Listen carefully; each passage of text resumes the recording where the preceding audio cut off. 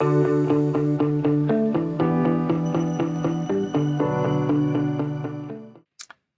we're back. So in this video, we're going to get started moving through chapter 1. We've already covered the introduction. Now we're going to focus on a little bit more about what economics is, why it's important. That's the focus of our topic today in this one. All right. So every one of these videos is going to start with learning outcomes. These are the things that you should be able to do by the time we're done. So by the end of this section, you should be able to do a few different things. First, you should be able to discuss the importance of studying economics and why it's relevant for you. Then you should be able to explain the relationship between production and the division of labor, which is a pretty foundational concept since for a modern economy. And then finally, you should be able to evaluate the significance of scarcity, which, as we saw earlier in the introduction, is a core principle of economics. That's the problem we're trying to solve, is how we make decisions in the face of scarcity. All right, so what is economics? Well, in its most basic form, economics is the study of how humans make decisions in the face of scarcity. And it really is that simple, but it's also that complex. Right? These decisions occur at various levels, not just for you and me as individuals, but also for families, for businesses, for society at large, for countries and nations. And so understanding the various levels is important to understanding understanding economics. And so what exactly is scarcity? Scarcity means that you and I, we have wants. We have wants. We want goods. We want services. We want resources. We want to be rich beyond our wildest dreams. We have wants and desires and needs, but yet resources are limited. We want more than what's available. It's a universal condition. I don't care if you're poor and homeless or if you're Elon Musk or Jeff Bezos. It is a universal condition that there is scarce resources. There's just simply not enough to satisfy all of our wants and needs. All right. So examples, labor, how many people you can get to work for you, tools, land. There's only so much land think about the planet Earth. I mean, we're not able to make it more land. We can make little, tiny little bits of land by building these synthetic islands in the ocean. We've seen some examples of some really clever engineering, but at macro level here, there's no new land. We have what we have, and we can exploit what we can exploit, but we can't go beyond that unless we travel to outer space. And we don't have the resources yet to be able to colonize the moon or Mars. We're not there yet, right? So there's scarce amount of land. There's scarce amount of raw materials, things like cobalt and nickel and iron. Think raw materials like that. So much gold in the earth, so much coal underground. And then there's scarce amount of time, right? We're not going to live forever, no matter how much a millionaire or billionaire wants to pump research into these technologies that let you live indefinitely. No one has cracked that code. We're all going to die at some point. There's only so much time.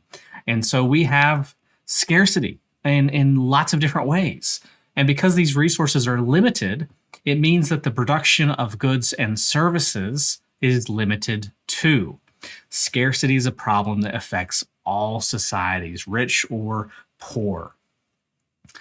And people experiencing homelessness are a stark reminder that scarcity of resources is very real. So, it is a problem. Everyone requires food to eat. Everyone needs a place to live, a habitable place to live. Does everyone have access to health care? We all need access to health care at some point. In every country in the world, there are people who are hungry, who are homeless, who are in need of health care. And that's just to focus on a few critical goods and services. And why is this the case? Well, it's because of scarcity. So let's talk a little bit about data. We use a lot of data in economics because economic data helps us to describe and to measure some of the key issues like scarcity and like decision making. There's an incredibly valuable resource called the FRED website. FRED stands for the Federal Reserve Economic Data. And so it's a database of databases. It has data on nearly 400,000 domestic and international economic and social variables over a long period of time. How long depends on which variable you're looking at. In the United States, here in the US, we have done a fantastic, amazing job of getting data. Different government agencies are responsible for collecting data, like census data, like the Bureau of Labor Statistics data.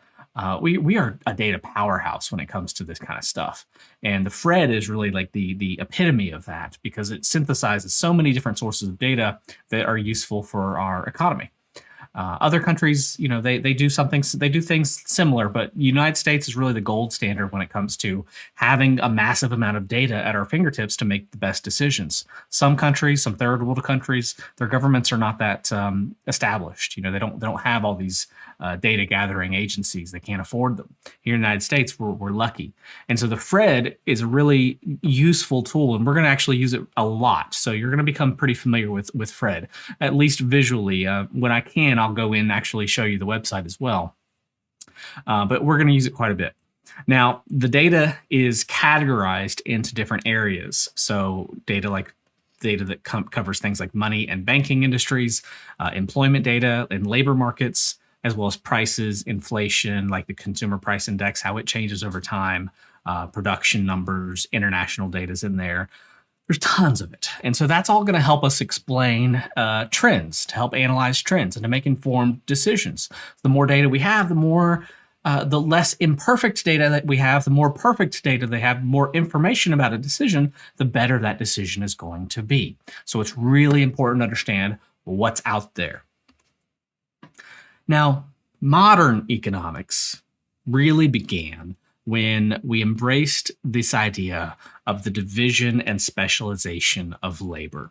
That's not to say that we haven't embraced this concept for a couple thousand years, really since the dawn of civilization, but we really started to lean into this during, say, the Industrial Revolution, and a lot of it was motivated, or let's say the concept was introduced by Adam Smith in his 1776 book, The Wealth of Nations. So basically, he described that the division of labor essentially means that tasks are split among specialized workers. That allows an increase in productivity. And we see this everywhere. Think if you ever go to a restaurant, well, you're going to have people who are chefs who are in the kitchen. You're going to have people who are servers who just serve the food and wait tables. You're going to have the managers who run the operation. You're going to have suppliers who bring all the food to the restaurant, and on and on. Factories use assembly lines. So people in the assembly line will do, you'll do one widget, the other person will do another widget, and another. And all you have to focus on is your little station, your little task, and you can do it over and over and over and over. All right. So assembly lines and this specialization of labor has allowed individuals to focus on what they do best. And we'll talk a little bit more about that here in a second. Now, Adam Smith, if you want to know more about him, I linked a video here. I'm not going to play it because it's 17 minutes long, but it's a really good video talking about his background, his book. But yeah, he's a fairly pivotal figure in history, especially in the history of modern economy. So why does the division of labor increase production? Well, when you divide and subdivide tasks involved in producing something, you're just going to get a greater quantity of output. But it does require specialization, where workers or firms or companies focus on particular tasks that they're best suited for within the overall production process. Now, that has some implications we'll get to. But specialization allows businesses to take advantage of economies of scale. Economies of scale means that for many goods, as the level of production increases, the average cost per unit, the cost of producing each individual unit, actually declines. So you make more of that item, but as you build economies of scale, the cost per unit comes down. You have more, well, I don't want to get too much into the costs. It's early days. So just a quick visual, when we say division of labor, be thinking assembly lines. Be thinking everyone has their job. That's their special job. They're not doing a whole bunch of different things. We don't have all these jack of all trades working around. We have people doing, you do this, you do this, you do this, and it's very specific. So specialization leads directly to the idea of trade and markets, because the idea here is that if you are going to specialize, meaning you're not going to personally produce everything you need to live, then you're going to need to engage in trade. You're going to need access to a market where you can trade your specialized labor for other people's specialized products as well. Things like food, things like clothing, things like electronics, things like a vehicle, things like a house, right? If you're specializing in some other field, don't necessarily have to have the specific skills required to grow your own vegetables or to build your own home or to manufacture your own vehicle, right? We are all in an economy where we all specialize. Unless you're a homesteader and you're off grid and you've figured out how to just grow your own food and you're totally self-sustainable, most people are not like that. Most people are in some kind of specialized field, right? So we trade our specialized skill set for other people's specialized skill set and products, and that trade inside those markets allows individuals and societies to focus on their strengths and to gain access to a wider variety of goods and services. This is a key reason why societies that engage in trade, when one country trades with another country, they tend to be wealthier and they tend to be more productive. So then, it's an interesting question. What does the opposite of division of labor look like? Well, this is how much of the economy worked for thousands of years, where everyone was mostly self-sustainable. But in the modern era, it's kind of hard to imagine because, we go to the grocery store and we can buy everything we need to buy. This guy spits in the face of all that. This is a YouTube channel called How It's Made. I think that's what it's called.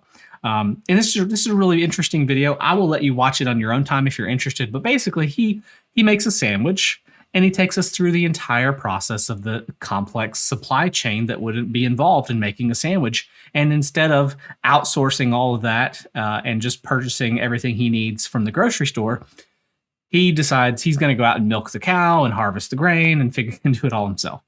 So it's really interesting. And it really, I think it drives home the point of the value of the division of labor. And he's got tons of videos like this on his channel. All right. So finally, why study economics? At the end of the day, economics is going to help you in this way. It's going to provide you with tools to solve problems in the real world, like poverty, like income inequality. There are people who have won the Nobel Prize, the Nobel Peace Prize, for their work in demonstrating how economics improves people's lives. It also helps us to address global challenges like climate change and resource scarcity. So studying economics is going to make you a more informed citizen, capable of understanding the policies and the budgets of your government and the policies that elected officials are trying to sell you on when they run for office. Or if you decide to run for office, the better you understand the economy, the more likely you are to be able to sell a positive message alongside that when you ask people to vote for you. So as a little side note here, I should mention that, the economy and politics are like this. They go hand in hand. There's no separating them. We're going to talk politics in this class. Sometimes it might make you uncomfortable because not everybody likes politics. But for the majority of the academic life of, the economy as a subject of interest, as a subject of research, it has always been called the political economy. It's only, in the last 50 years or so, we started just saying it's the economy. It's always been the political economy. They are intertwined. And anyway, that's just a little side note. But economics is going to help you understand those things, the policies and the budgets. It's going to encourage critical thinking and help you make more informed decisions in your own personal life, political decisions, in business contexts, and on and on. All right, and there's a few of the Nobel Peace Prize winners for their work in the economy. So in the next video, we're going to look at micro and macroeconomics, explore the two different branches, and yeah, I'll see you in that one.